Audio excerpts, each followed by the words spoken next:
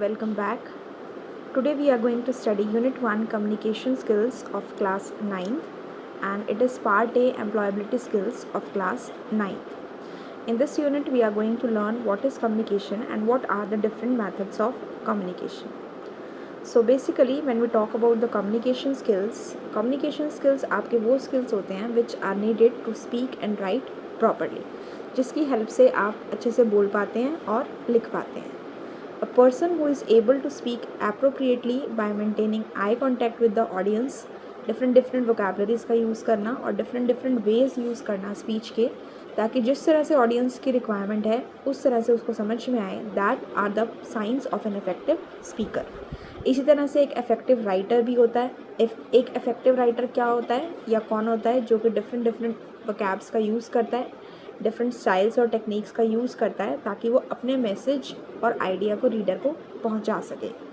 One should have the ability to listen carefully and write and speak clearly in any situation. Therefore एक effective communication के लिए जो skills required हैं वो हैं good reading, writing, speaking and listening. पढ़ना, लिखना, सुनना और बोलना. As a student you may study any language, but it is important कि जो भी लैंग्वेज कम्युनिकेट करने के लिए चाहिए वो आपको अच्छे से आती हो, जिसमें आप अच्छे से रीड कर पाएँ, राइट कर पाएँ, बोल पाएँ और सुन पाएँ. Speaking more than one language, अगर आप एक से ज़्यादा लैंग्वेज बोल पाते हैं, so it will help you to communicate very effectively and understand the other people's perspectives or the things in a better manner.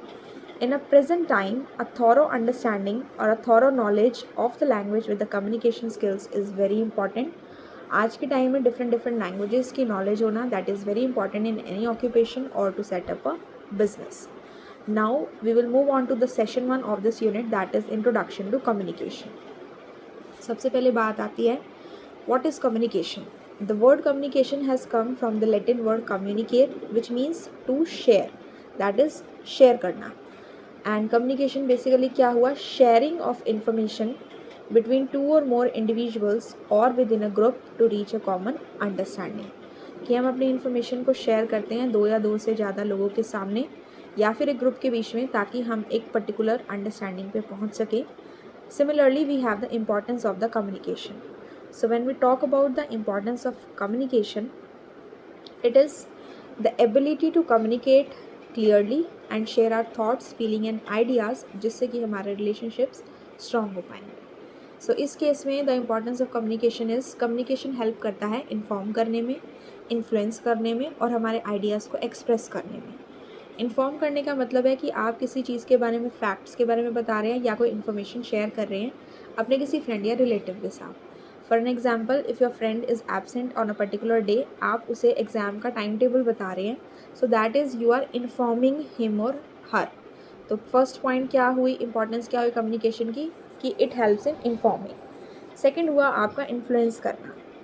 आप किसी को अपनी बात से कन्विंस करना चाहते हैं, इन्फ्लुएंस करना चाहते हैं इन अ डायरेक्ट और an indirect manner, which is very important sometimes. So that is another importance of communication. जैसे कि आप मार्केट में किसी शॉपकीपर के साथ किसी प्रोडक्ट के प्राइस को लेकर नेगोशिएट कर रहे हैं, या आप अपने किसी फ्रेंड को हेल्प कर रहे हैं to overcome the stress due to exam और any other reason. So the second importance of communication is you are influencing the other person in a good manner और in a positive manner. So when we are communicating, उस case में एक होता है giving information और एक होता है हमारा रिसीविंग इन्फॉर्मेशन. जैसे कि वेयर आर यू गोइंग, तो where are you going, this person is asking for the information, यानी कि वो इन्फॉर्मेशन क्या कर रहे हैं, they are giving the information. And this girl is saying I am going home, so she is giving the information back and this person is receiving the information. Here it is giving the information, ठीक है. and now when this person replies, she is giving the information and this person is receiving the information. This way the information gets exchanged. Now the third importance of communication is it helps in the expressing the feelings. So talking about your feelings is a healthy way to express them, like you are sharing your excitement about doing well in the exams, या फिर आप अपनी कोई भी sad feelings या happy feelings को अपने parents या फ्रेंड्स के साथ शेयर कर रहे हैं. So that is another importance of communication. Now next is the elements of communication. यानी कि कम्युनिकेशन के लिए किन किन चीज़ों की रिक्वायरमेंट होती है। When we talk about the communication, it is basically the speaking and writing, that is giving and receiving. Communication में हम क्या करते हैं, it is a two way exchange of information. Two way exchange में क्या हुआ, या तो हम इन्फॉर्मेशन दे रहे हैं या हम इन्फॉर्मेशन ले रहे हैं। Either we are giving information और वी आर रिसीविंग इन्फॉर्मेशन। जब हम इन्फॉर्मेशन किसी को देते हैं तो उस केस में क्या क्या चीज़ें होती हैं, स्पीकिंग एंड राइटिंग। और जब हम किसी से इन्फॉर्मेशन रिसीव करते हैं तो हम कैसे रिसीव करते हैं, या तो पढ़ के रिसीव करते हैं या सुन के रिसीव करते हैं, that is reading and listening. So elements क्या क्या हुए हमारे पास कम्युनिकेशन के। सबसे पहला है जो इन्फॉर्मेशन को सेंड करेगा, that will be known as a sender, जो कम्युनिकेशन प्रोसेस को सेंड करेगा। दूसरा हुआ सेंडर जो मैसेज सेंड करेगा। सेकंड हुआ हमारा मैसेज जो हम सेंड कर रहे हैं, second element is message. Third हुआ हमारा जिस भी चैनल के थ्रू हमारा मैसेज जा रहा है, वो चैनल फ़ोन हो सकता है, वो डायरेक्ट वर्बल कम्युनिकेशन हो सकती है, वो ईमेल हो सकता है, एनीथिंग। तो थर्ड एलिमेंट हमारा क्या हो गया, चैनल।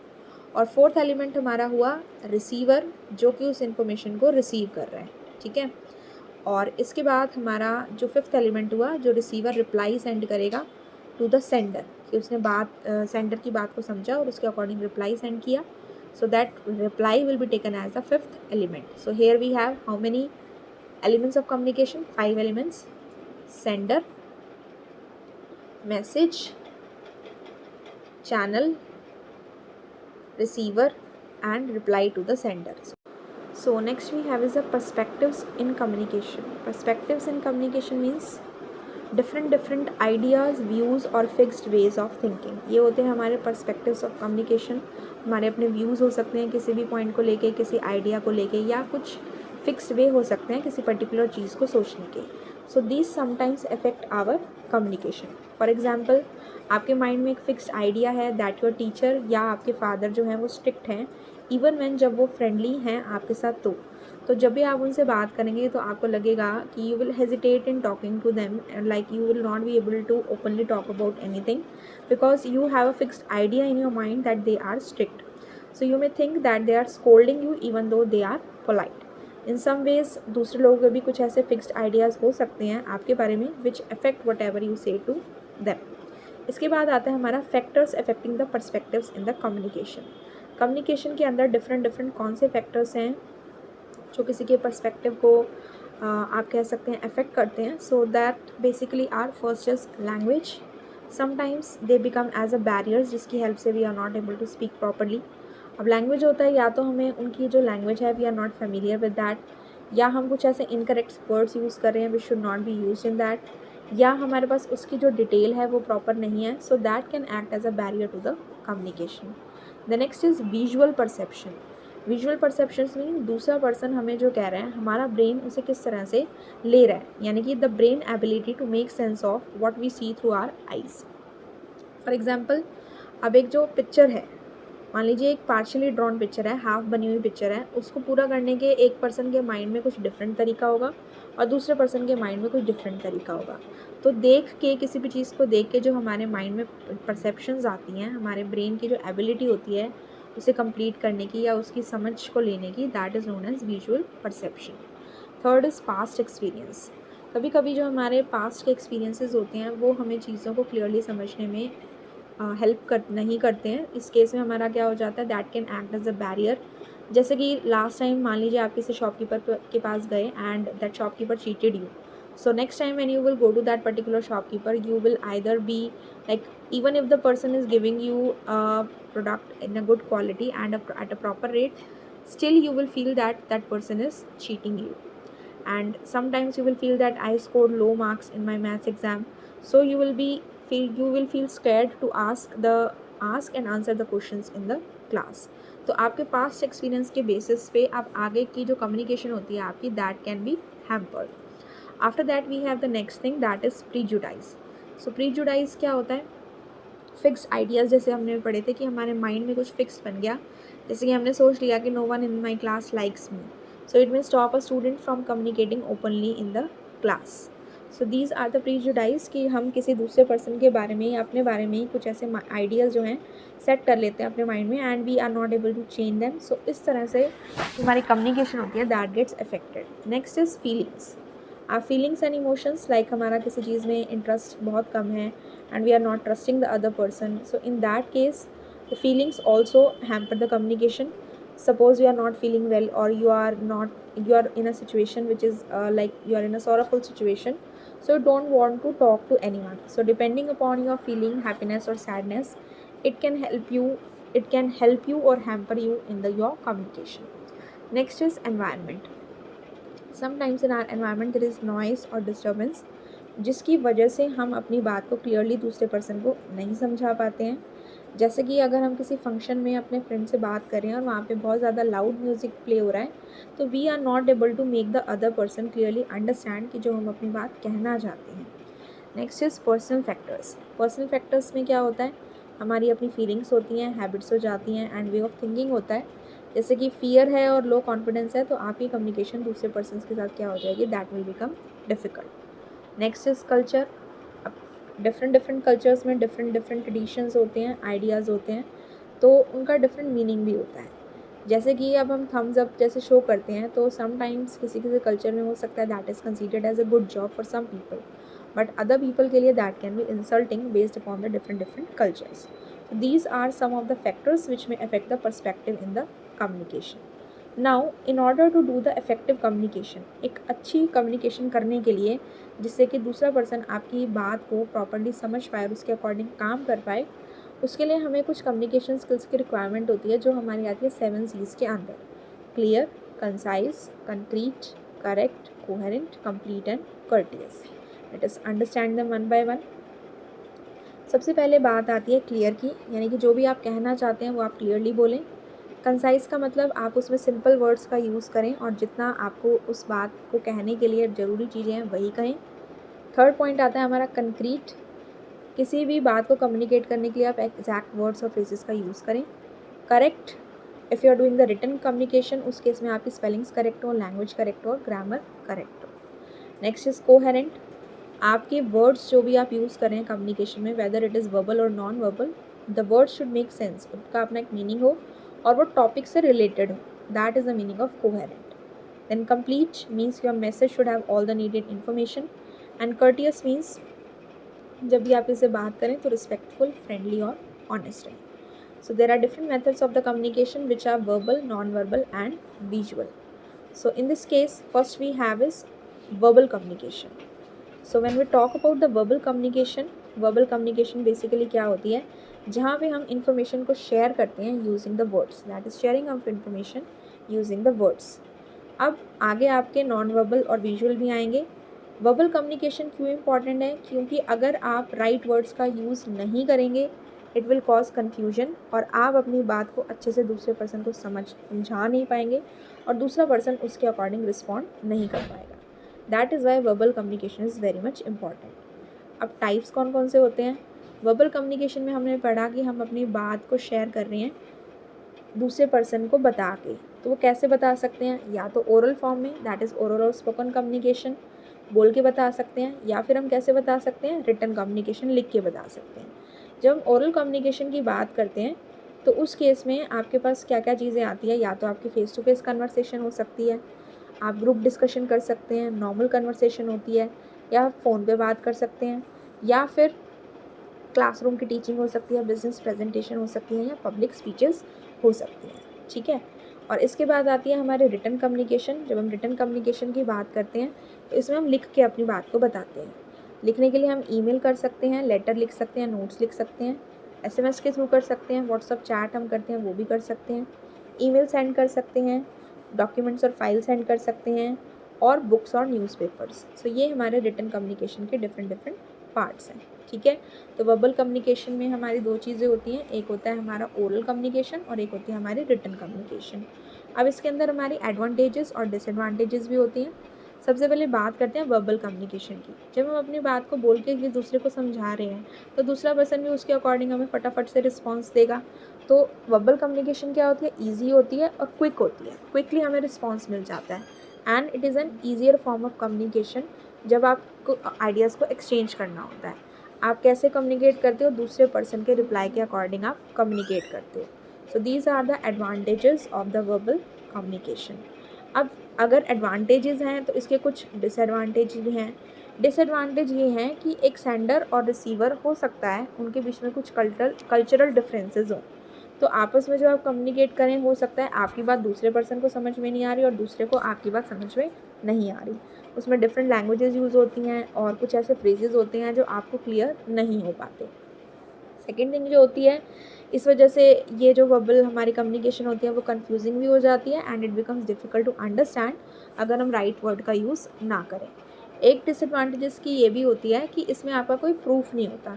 जैसे मान लीजिए आपके फ्रेंड ने आपको बोला कि tomorrow I will go for playing with you, मतलब मैं आपके साथ कल खेलने चलूँगा, लेकिन नेक्स्ट डे उसने बोला कि मैंने आपको ऐसा कुछ नहीं बोला था, तो आपके पास एक रिटन प्रूफ नहीं है। और यही बात उसने अगर आपको लिख के दी होती तो आपके पास एक रिटन प्रूफ होता कि आपने मुझे कल बोला था, so you have to go and play with me. So these are some of the disadvantages of the verbal communication. अब हम बात करते हैं पब्लिक स्पीकिंग। पब्लिक स्पीकिंग क्या होता है? Public speaking means speaking in the front of a large group. बहुत सारे लोगों के सामने जब आप खड़े होकर बोलते हैं तो हो सकता है फर्स्ट टाइम जब आप बात करें तो आप नर्वस फील करें। इसके लिए आप 3 P's का यूज़ कर सकते हैं, प्रिपेयर, प्रैक्टिस, परफॉर्म। क्या है 3 P's? Prepare, practice and perform. सबसे पहले आप उस टॉपिक के बारे में सर्च करें, सोचें, रिसर्च करें। आप ये समझें कि आपको आपके लिसनर्स उस टॉपिक के बारे में क्या समझना चाहते हैं एंड किस तरह से आप बेस्ट वे में उनको समझा सकते हैं। फिर अपने प्लान को लिखें, फिर उसको आप प्रैक्टिस करें, मिरर के सामने बोल के, फैमिली और फ्रेंड्स को सुना के, क्लियरली और लाउडली बोल के और एक राइट स्पीड पे बोल के। तो ये होगी प्रैक्टिस की बात। और थर्ड P में क्या आ जाता है? परफॉर्म करें। अगर आप नर्वस फील कर रहे हैं तो you can take few deep breaths and think about कि आपने क्या प्रिपेयर किया है और उसको कॉन्फिडेंटली आप बोलते रहें। ठीक है। इसके बाद नेक्स्ट हमारा आता है that is non verbal communication. This is session 3। Non verbal communication में बेसिकली बेटा आपका क्या आता है? नॉन वर्बल कम्युनिकेशन की जो बात होती है, it is a message we send to others. ये मैसेज हम दूसरों को सेंड करते हैं without using any words. Verbal में हम क्या यूज़ कर रहे थे? वर्ड्स का यूज़ कर रहे थे, लेकिन यहाँ पे हम वर्ड्स का यूज़ नहीं कर रहे हैं। वर्ड्स का यूज़ नहीं कर रहे हैं तो हम बात कैसे करेंगे? हम बात करेंगे गेस्टर्स के थ्रू, साइंस के थ्रू, मैसेजेस के थ्रू, एक्सप्रेशंस के थ्रू और बॉडी पोस्चर्स के थ्रू। कौन कौन से हुए? आपका पोस्चर, आपका खड़े होने का, बैठने का तरीका, आपके फेस एक्सप्रेशंस, आपके गेस्चर्स, हैंड के movements, touch, space, eye contact, para language जिसमें आपकी बोलने की टोन आ जाती है, स्पीड आ जाती है, अदर थिंग्स। ठीक है। तो इस केस में नॉन वर्बल कम्युनिकेशन में हमारे गेस्चर्स एंड बॉडी मूवमेंट्स रहते हैं। इंपॉर्टेंस क्या है नॉन वर्बल कम्युनिकेशन की? It is observe that generally जो हमारी कम्युनिकेशन होती है डे टू डे में, उसमें हमारे फेस आर्म्स की मूवमेंट्स जो होती हैं वो ज़्यादातर यूज़ होती हैं। ठीक है। अब इसकी इम्पॉर्टेंस है कि कभी कभी हमें कुछ चीज़ें होती हैं जो हमारे पास या तो इतना टाइम नहीं होता कि हम लिख के उसको समझा सकें या बोल के क्विकली रिप्लाई दें, तो कभी कभी हम उन फीलिंग्स को एक्सप्रेस करने के लिए हम गेस्चर्स या बॉडी मूवमेंट्स का यूज़ कर देते हैं। So in that case there are types of non verbal communication. First is the hand movements and body language, like we can raise a hand to greet and point your finger in the anger. Expression हो सकते हैं smiling to show happiness, making a sad face when you are upset. तो these are the non-verbal communication, exchanging information without the words.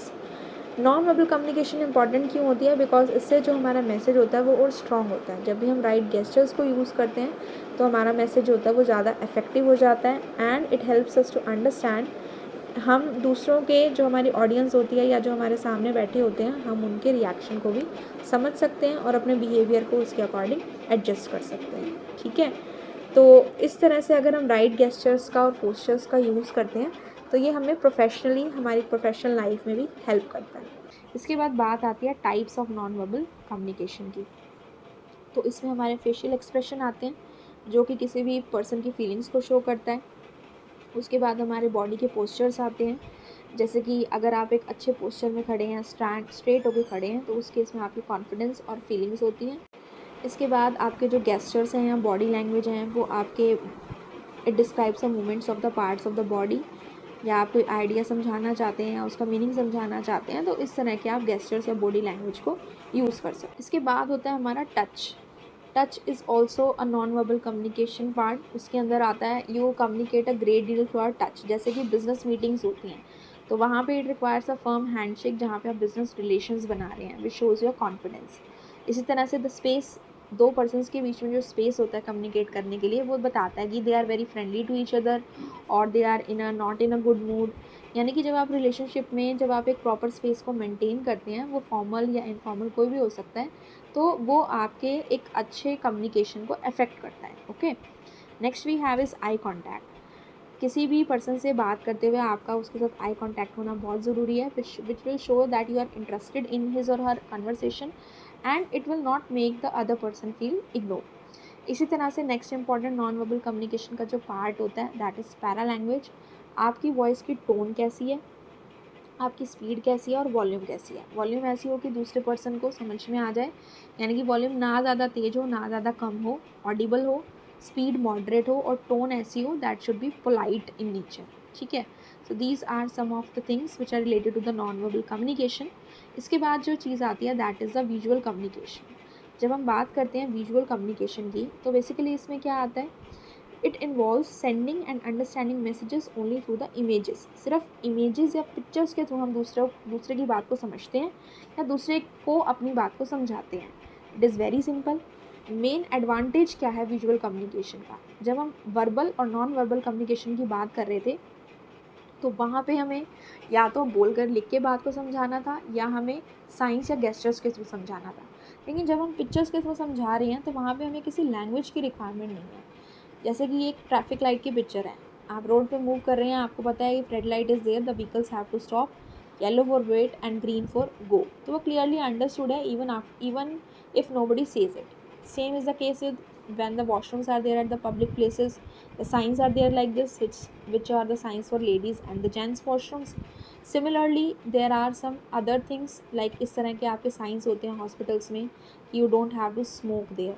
तो वहाँ पे हमें picture को देखते ही समझ आ जाता है, कुछ लिखा भी नहीं होता, at least we are getting only understood by the pictures itself। So in this case we don't require the need of any particular language to be known by us। So with this we have covered these sessions, and in the next video we will cover the next session, that is session number 4, writing skills part of speech and the other important sessions. Today in this video of unit 1 we have covered the 3 sessions, understanding the communication and the verbal and the non-verbal communication. I hope students you have understood this. In case any doubt is there in any of the topic, you can ask me in the comment section, and if this video is helpful to you, you can share it with your friends so that they can also have the understanding of this unit and they can also have the more knowledge about it. And don't forget to like, share and subscribe. Thank you.